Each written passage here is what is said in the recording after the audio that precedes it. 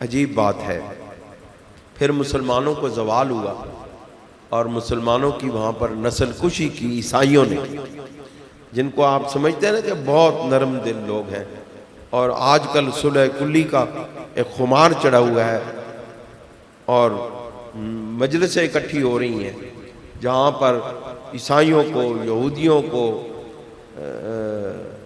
اور مسلمانوں کے مختلف فرقوں کو، وہابیوں کو، رافضیوں کو، شیعوں کو ایک جگہ پہ بٹھا کر صلح کلی کا لیڈر بننے کی کوشش کی جا رہی ہے۔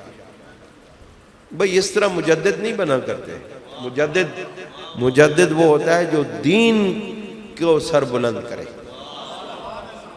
دین کی تعلیمات کو، دین کے عقائد کو، حقیقت اسلام کو سرنگوں کر کے مجدد نہیں بنا جاتا ہے۔ مجدد وہ ہوتا ہے جو دین کو سر بلند کرے۔